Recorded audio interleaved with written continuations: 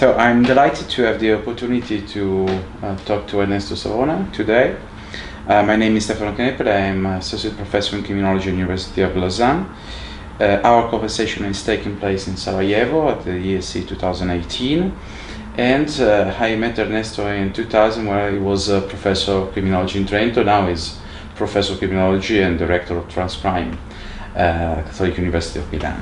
So I decided to pick up some picture to tell the story of your career, and I start with a B-17 bomber, the Flying Fortress, because I remember that you told us that you were born while the Allies were bombing the city in Palermo. So I took this opportunity to ask about your childhood and how this your childhood can affect the decision to study criminology. Yeah, well, of course I do not remember when I born, because in some ways only my mother explained to me that I was suffering a lot. She was in a place where she gave birth to me, and the time was really not happy for everybody because there was the airplanes, as you said, to bombing Palermo, and repeating when I was a child and defending me from my brothers. We were a family of 4 brothers, saying always, no, Ernesto should be protected because he suffered a lot. But I don't remember I suffered at all. She suffered for me, by the way. By the way, Stefano, thanks for this interview, but my birth was quite happy in some ways, and my childhood was very happy in a family of the bourgeoisie in Palermo after the war. And not remembering the bombing, I cannot say that this was influencing my choice about criminology. That will come later on, as I will explain. In some ways, when I was young, I was really, and on the end of my high school, I was very much interested in the issues of social problems related to the south part of Italy. And this was the reason why in the Faculty of Law where I was enrolled, I started studying sociology, which comes before criminology. Criminology comes later on. But by the way, criminology came when mafia became a really big issue. Okay, because I remember that you told us you moved to Rome at the beginning of when you 7 days after my degree. Okay. In 1965, I moved to Rome, which was Pro Deo at the time. Today, Luis Guido Carli University, with a scholarship for studying sociology. Okay, and why you decided to move to Rome and not other city? This was because I got a scholarship from this Pro Deo, where there was a postgraduate school in sociology that I left after 2 months, and this was the first time I had the opportunity to study systematically sociology.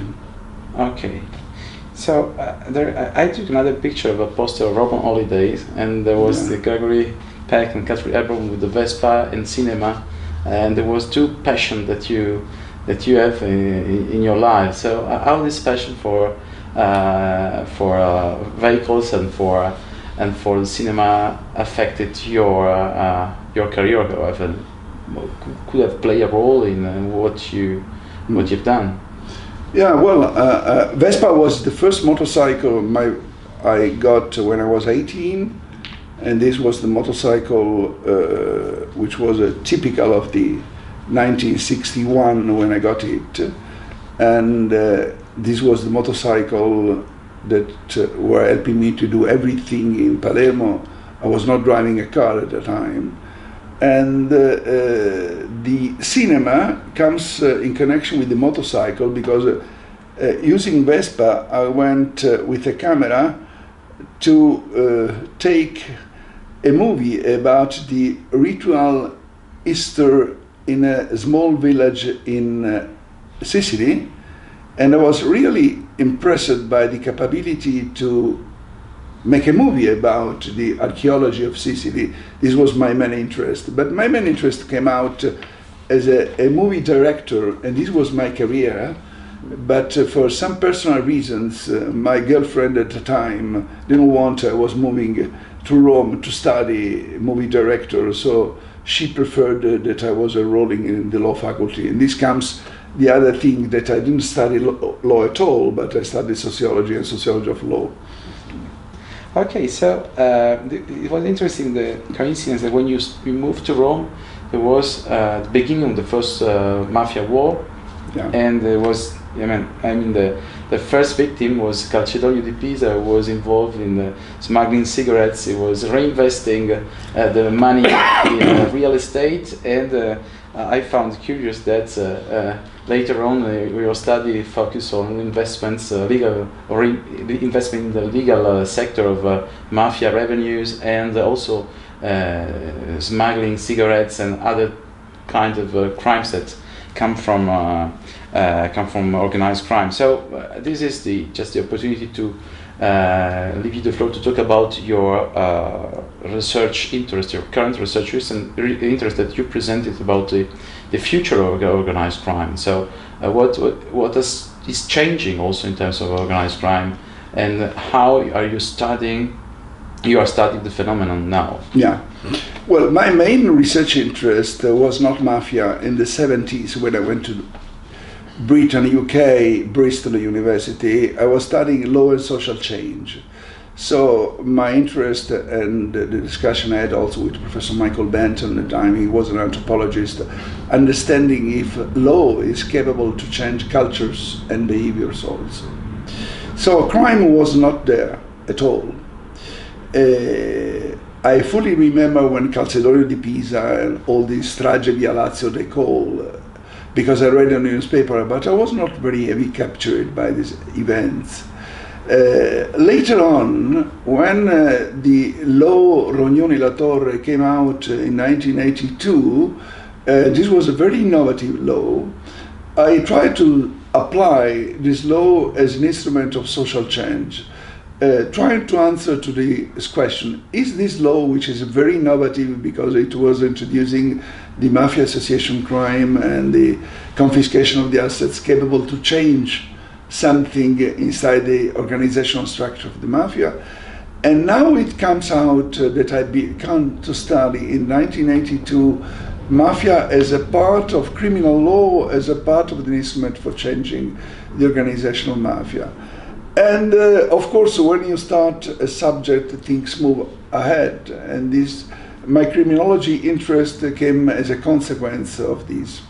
And now, we were presenting, we were discussing about the changing that is going on the organized crime characteristics, and the question that the law enforcement have on the way that organized crime is going to restructuring. So what are you doing now on the topic? What has changed if you compare Italian organized criminal groups at the beginning of the 90s and today, and how we can study this change?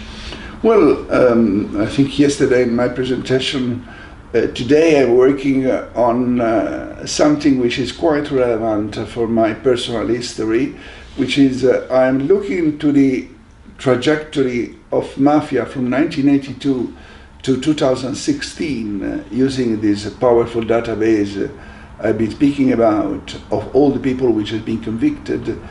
And I'm studying also the future of mafia, what is going on, because I really think that the two things could be read together. The decline of Italian mafias, and I put a plural here because all the four organizations are declining, and what is coming out in Italy and everywhere in the world, because my international interests are there. And in reading the events of US, Australia, Canada, and many other places I do know, you can find the same line which is occurring in Italy today. But if you don't understand what has been happening in the past, and the component of criminal law impact on mafia has been very relevant, this law, I said, you will never understand what could happen in the future. Okay. So once I heard an Italian scholar who was saying that the European colleagues cannot understand Cosa Nostra because they were not born in Italy or in Sicily or in Calabria especially. So my question is, at national, international level, being an Italian scholar who studies organized crime is an advantage? I am very neutral on these things because there are many Italian scholars also in the UK, Federico Varese, other people who are working on mafia's organized crime.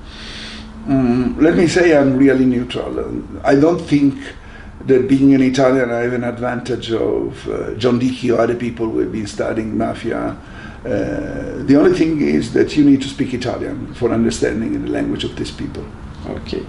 So, if you can talk about your achievement and challenges, I took two pictures of the city of Trento and the city of Milan, where you you're not right now, but you founded the Faculty of Law in Trento. You founded the Faculty of Sociology at the Catholic University. And especially in the 90s, you founded Transcrime, the joint research center on transnational crime, which now counts more than 20 people in Milan. And my question is, why did you decide to create Transcrime, and what were the main challenges you had to face?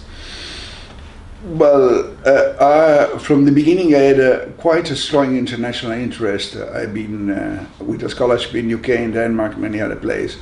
I think for an academic, opening the eyes to other systems is really something necessary. And at my time it was quite unique or rare, let me put it this way.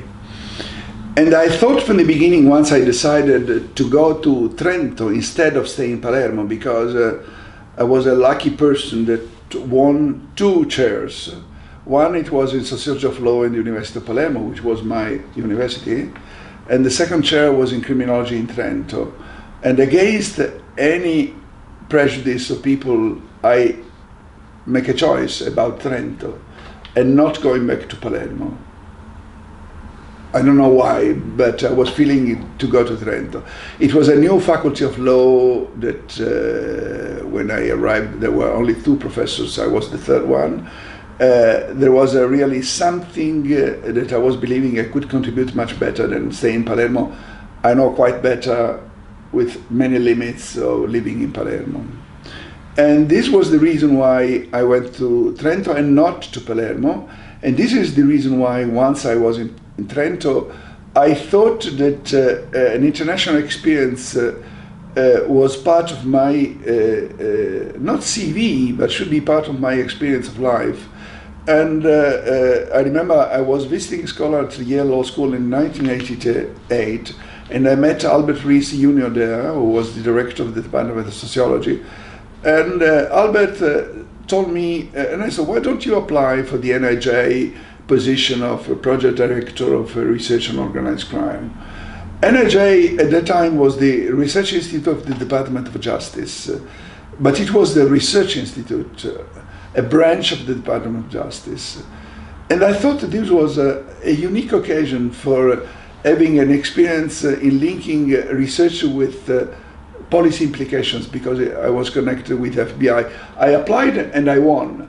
It was very nice, this experience, because the Americans who gave me this contract were a peer review system of the applications, but the people of the NIJ did not know I was Italian, so they did not issue a contract or a visa for me, and I waited with my luggage in my apartment for 3 months getting the visa before going there. After, when I went away, they explained to me there was a big prejudice against me. In Italian, it's coming here, they said, only coffee, girls, and spaghetti. When I went away, I think they were completely different. So my experience in the NIJ, which was done in 2 different periods, about 4 years totally, it was very positive, because I learned a lot about speaking to the people of the Justice Department in the US about organized crime, FBI people. I do not have any secret in terms of data, because they are available, they are made available to me. And this, my research, was really a very unique human and professional experience. When I went away from NIJ, I thought that I could do something relevant, putting all my contacts I had in the United States and at UN level, because I was in contact with UN, setting up a small research unit in Trento. From Washington, I spoke to the rector, say, could you give me 2 rooms and half a secretary, and I will bring you a lot of personal contract. At the time I was consultant to UN and many other places. So what I did, put a lot of contracts, personal contract in the box, and Transcrime on the 30th of October 1994, when I came back from the United States, born. Okay. And with regard to Transcrime, what were the main challenges you had to face in managing? This is a very complicated organization. It's 20 people. I took over because you work mainly on PhD candidate. Now there are also associate researchers. But how you were able to build up all this? Because at the beginning you said you were five students, 5 people working. Students. Yeah. So how you were able to change it to build this Transcrime as it is today? Well, Transcrime starts with a contract with European Union. At that time, European Union was the DG Home today, which is more than 400 people, was only 10 people. So I got a contract. Euro was not existing at the time, which was a quite relevant contract. And with this contract, I set up office, people, and everything else. And after I tried to get other contract in order to provide money for activities there. But my feeling was that research on crime and delinquency should be linked with policymakers and practitioners. From the beginning, I understood clearly that an academic theoretical position on crime without the input of those people who are working in the field, who are issuing policies, it's nonsense. And the business model of Transcrime was at that time, you should be doing quite good research, good quality research, which is applied to understanding those people who are producing policies, which are mainly lawmakers, if you want to put it in this way, going back to my origin about law and social change. In some ways, but in Italy it's very much more difficult, law enforcement. So policymakers from the beginning at international level, UN in particular, OECD after, and other governments were mainly stakeholders of Transcrime. Okay. So my question is, people know more about your life after Transcrime and during an AJ, but the young Ernesto, while he was a young scholar, what was your career? You said you traveled to UK, or across Europe. Can you tell us a little more about your experience abroad? Well, my experience abroad, long experience abroad, stops when Transcrime came out, because Transcrime, it's a business that you need really to manage from the beginning. So it was Denmark when I was 22 years old. It was for a long time in Copenhagen, London, which was the Copenhagen School of Economics. And after there was Bristol University, UK, Department of Sociology. It was 72, 75. And after Yale Law School, law and criminal law, and once again the possibility of using criminal law, and this was the time when I was working on economics and law. It was 1988, and after 1988, it's 1989, starts the NRJ experience, which goes until 1994, approximately in 2 different periods. In 1994 I come back to, there is Oxford and Cambridge in the middle, but just for 3 months, no more. Okay. So one or the 2 big achievements, 2 big challenges that you have to face in your academic career? Well, as I said to you before, the problem is to persuade people that you can do very good research if you apply to look into the policy implications of this research, which means you need to remember that criminology in the 70s, in the 80s and the 90s was a very psychiatric or theoretical approach, could be in a way, applying in a way which was not applying to forensic science, but applying to policymakers was a very big challenge for this reason.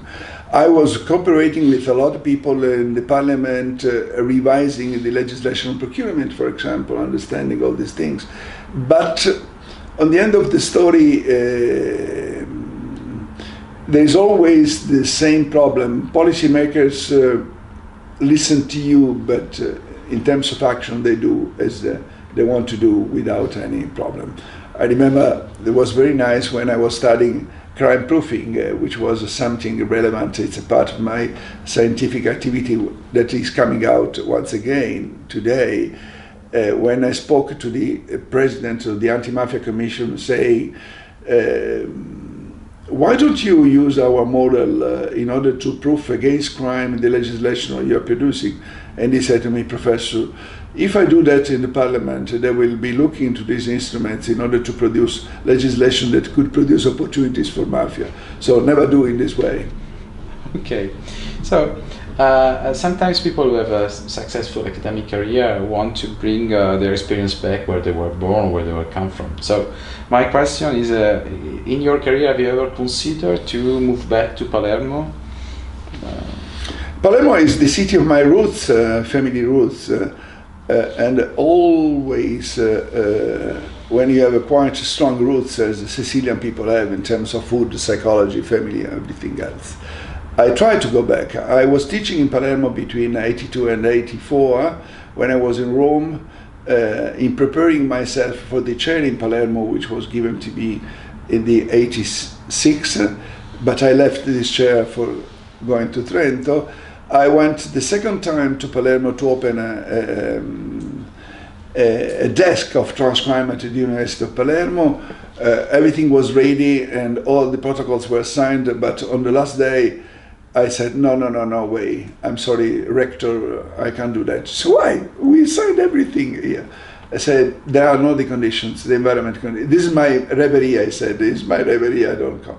But on the October, as I said to you before, I'm going to teach in Palermo once again for a new class. It's a contract the University of Palermo gave to me about methodology of criminological research, so I will be teaching there. Okay, so this brings us to the criminology features in the country, in Italy. So in one of his books, Radzinovich explained that the Second World War almost erased criminological research in Europe, and in Italy too. There was a School of Rome Ferry that totally disappeared, for example. And my question is, at the beginning of your career, you said you come from sociology of law. Yeah. There were some Italian scholars who were focused on criminological topics, or not? Well, my international interest helped me a lot because I met people from UNICRI. UNICRI was the United Nations Research Institute, which was in Rome at that time. And there was Professor Franco Ferracuti, who was a leading criminologist. Also, if he had a degree in medicine, he was more American than Italian. And Franco Ferracuti was one of the main consultants at UNICRI, so I met him. And there was another person who is still alive, Giuseppe Di Gennaro, was the judge who founded UNICRI together with Ferracuti and some other colleagues there. And he was very open to criminology, but not in the psychiatric perspective, because Ferracuti was working with the Americans at the time, which were much more oriented to our other things. So these are the people with whom I've been interacting for a long time. But in Italy, because also of Lombroso, the criminological discourse was mainly focused on the psychiatric aspects of crime. You are also honorary president of the Italian Society of Criminology, and in 2000 you started a successful master program in Milan. So my question is, what is the situation today, and what do you see in the future for Italian criminology? Oh, things have changed a lot. For sure, the Italian criminology has its origin in legal medicine and psychiatric. Today, there is a lot of good people coming from there, but orienting in a completely different perspective. I think sooner or later, the young Italians or the young criminologists will be moving toward the Anglo-Saxon perspective, which is much more quantitative or qualitative, it depends the problem, and publishing abroad. Today still there are some people which have this orientation as a consultant for forensic investigation, but I see that this is not a perspective. In some ways, I'm sorry, but this is a loss which occurred in Italy, also in Germany. Law and criminal law has not been opening to criminology at all, which means this was my first interest when I went to Trento. I was professor of criminology in a law faculty, and I thought this was the right place for teaching criminology. Today, I don't think in Italy you can teach criminology in a law faculty, but this is not going to be the main class. Okay, so there's still some problem of the position of criminology inside the academic world in Italy. Okay, so we'll go to the international part. I remember that you told us that you did some training for young Cuban criminologists, and you also met Fidel Castro, and you work also in many European and international projects. So what do you think about the characteristics of criminology in Europe compared to US or other Italian and domestic research? What are the pro and the concept, the approach of internationalism of comparative criminology? Because you did quite a lot of you said sociology of law was much more watching it in a comparative perspective. Well, law is not very present in the American criminology. Law is present in European criminology. In terms of origins, many European criminologists come from law, and this is really an advantage. First. Second, I hope that in the future, also if there is a trend to move through what we call the Anglo-Saxon perspective, we will keep this European taste, not being too much quantitative, but being capable to understand, to do hypotheses, and to discuss issues. Also, if the data we do have in Europe are not dissimilar to the data people have in the United States. I think the creativity of European, and if you want to put Italians, could be a good asset for discussing issues, but mainly we need to link all these analyses to what are the policies against crime and criminals. So do you think there is a specificity of European criminology compared to other US criminology or criminology in other parts of the world? It could be if the link between analysis and policies is strong. As I said to you, in the US, the people don't understand what policies means, and law is a main component of policies there.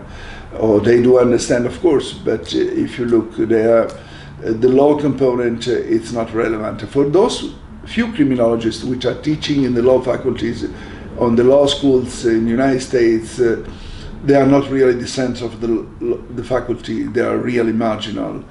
So in Italy or in Europe, criminology could become relevant, not in the law faculties, but in those faculties, and the Università Cattolica is political science at international level, where we can discuss the issues about security, for example, and policies and analysis at international level.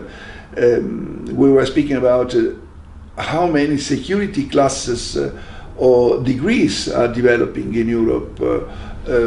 I don't think all these issues are present in the United States, for example. Europe is launching in the next FP9, after Horizon 2020, a new program about security funding.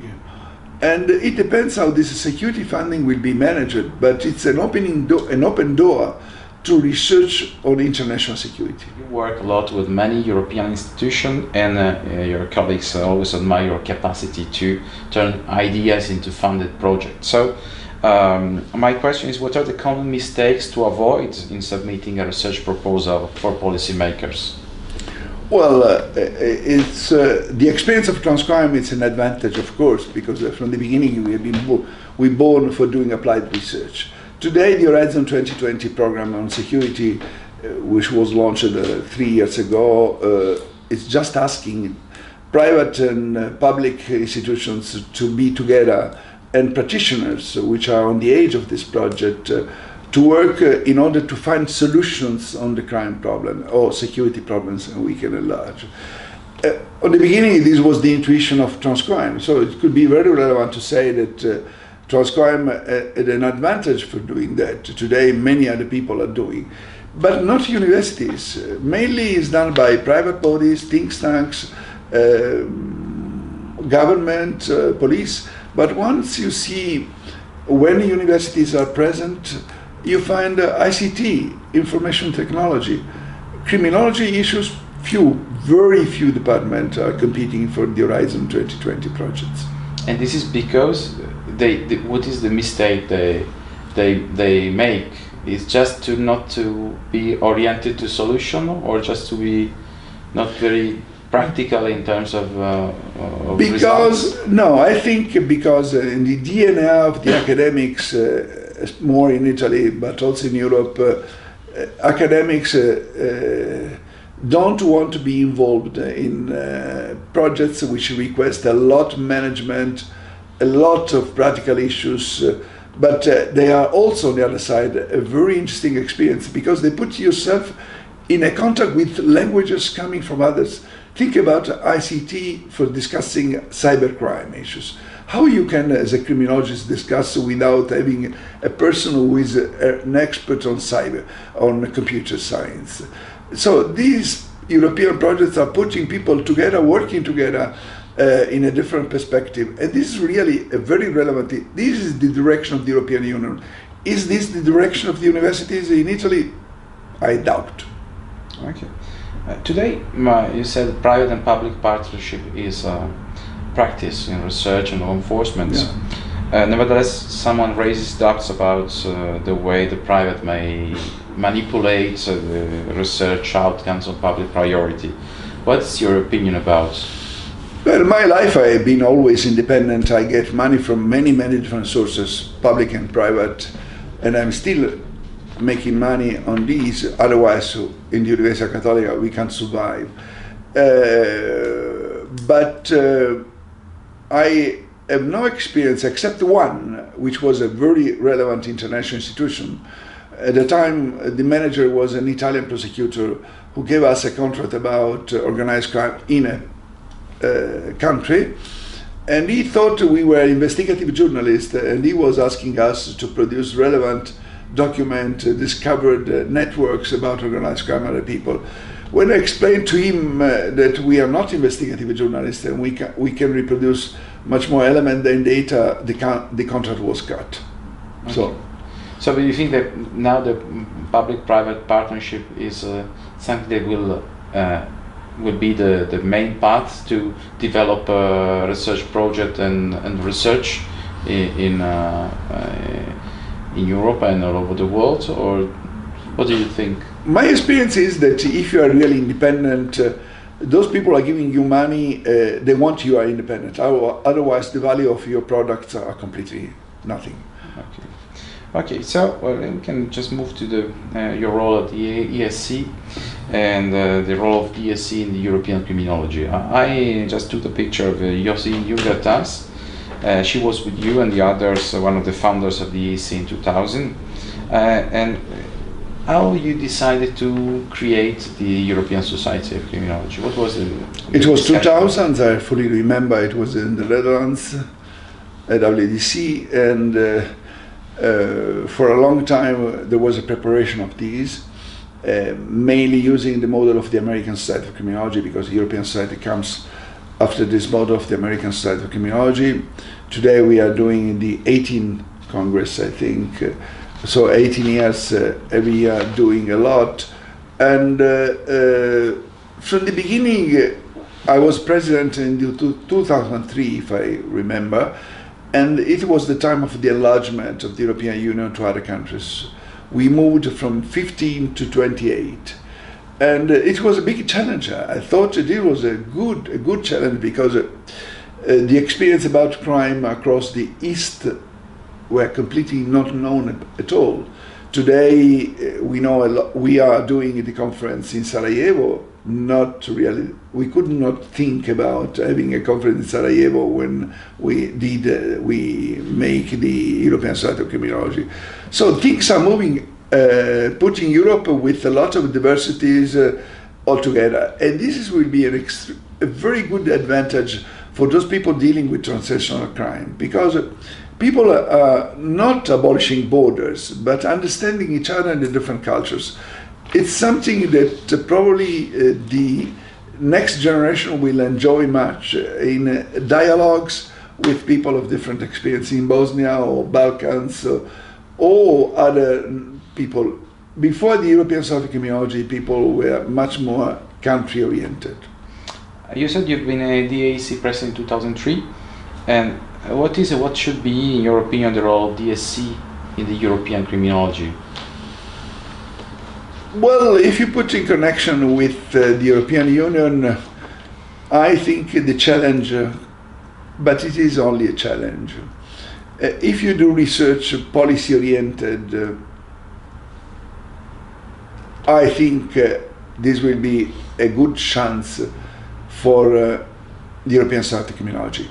The American Society of Criminology, where I go quite often, has a component which is policy-oriented. They are doing very tough policy discussion.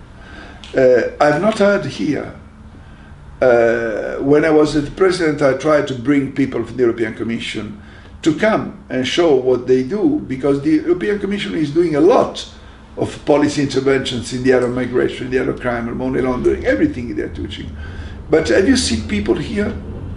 They don't do anything. So, which means it looks the European academics don't know much about what the European Union is doing in areas which are very important. Think about migration. We are speaking about migration compact. We are funding other countries. There is any discussion here about what could be the best policies for addressing these issues?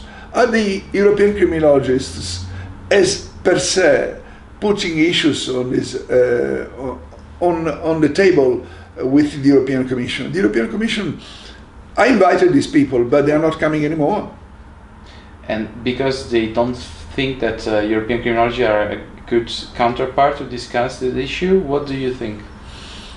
You need to create links. If you don't create links, otherwise, of course, the bureaucrats don't like academics. The language, the word academics could be used in a very bad perspective.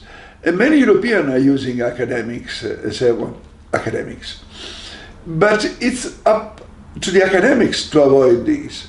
So I'm sorry to say that many academics are really fully academics. When they speak to the European people, they speak two completely different languages. Okay, so that's why they do not communicate, you say. Okay. The reality is that you don't find people from the European Commission here. Okay, at the first ESC conference, I just took the program in Lausanne in September 2001.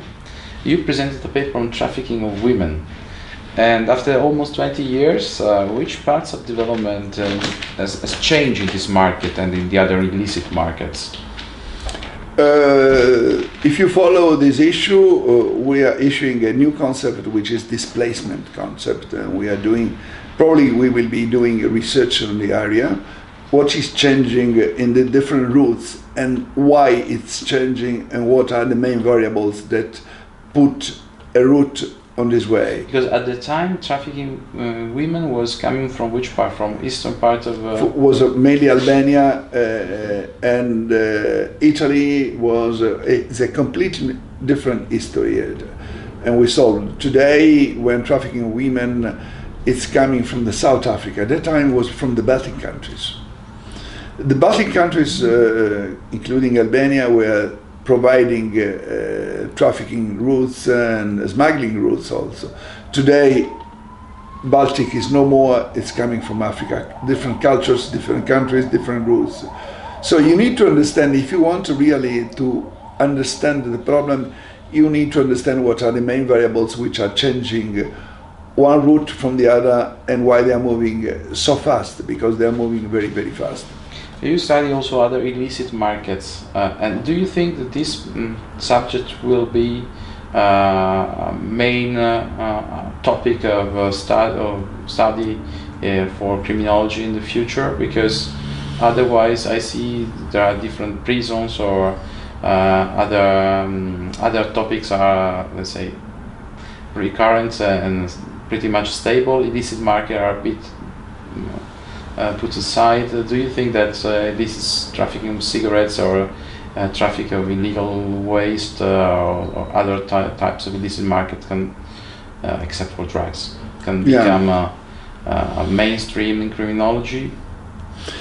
I think it could come, because when you speak about illicit markets, you put a lot of different things together. One is also the structure of the state. In many of the things I've done about illicit trade, I always try to explain to students, and not only to students, how the illicit market develops when the state is fragile. You can read this link between fragility of states and the development of illicit markets everywhere in the world. And it comes out the issue of the regulation. Who is regulating what? And I'm happy to say that now I got funded an observatory on dual markets dynamic at Transcrime, which will be analyzing for the next 3 years how the demand and supply for illicit goods comes out, which is part of the analysis of the illicit markets. But the other issue is about regulation, because regulation has an impact on the illicit markets. Think about drugs, for example. If you regulate or prohibit drugs, illegal comes out. So we need to study together the components of regulation and the components of the economic dynamics. And on the end, and technology also, because illicit markets have a relationship with technology. The three things together are part of this new initiative for the next 3 years at Transcrime with the Observatory on Dual Markets. Thank you. Yes, you said that you were coming from sociology of law. Yeah. Now this discipline is a bit regressed, let's say it's a bit marginal in terms of the academic position in the discourse. So my question is, what is, in your opinion, the future of criminology? Is it in a progressive path, or is it a regressive or stable? In 10, 20 years we will be like sociologists of law today, or do you think that criminology as a discipline will grow, and as how much can grow in the future? Sociology of law comes out from philosophy of law, but the challenge the sociology of law did not meet was to do empirical science. Renato Treves was a philosopher of law who set up this discipline, and on the end there's very little in Italy about this. There is something in Latin America, but nothing else. But there is a good journal, Law and Society, but it's done mainly by lawyers. And there is a component about lawyers and economists, which are doing a lot of work in measuring the impact of laws on behaviors, for example. That should have been the job of sociologists of law, but today it's done by economists. Well, once again, criminologists in Italy could become relevant in many activities if the criminologists will be capable to understand the impact of legislation, the changes in the behavior or the change of crime, and getting much better data than are available today. This is a very good problem in Italy today, but also in Europe, where the lack of data is not producing very good research. Okay, so you are positive toward the development of criminology in the future in Europe? I'm positive. It depends from the capability of criminologists to link the research activity to what we call the policy implications about. Because crime is it's a daily issue which comes to the newspapers. The risk we are running is that crime becomes a fiction. Okay, so we are just come to the last question. So if you had the chance to leave a message to a young criminologist who wants to start an academic career in the field, what you will say to him? What you are? Well, feed your curiosity with innovation and tradition. Okay. Thank you, Ernesto. Thank you very much for this Thanks conversation. to you, Stefano.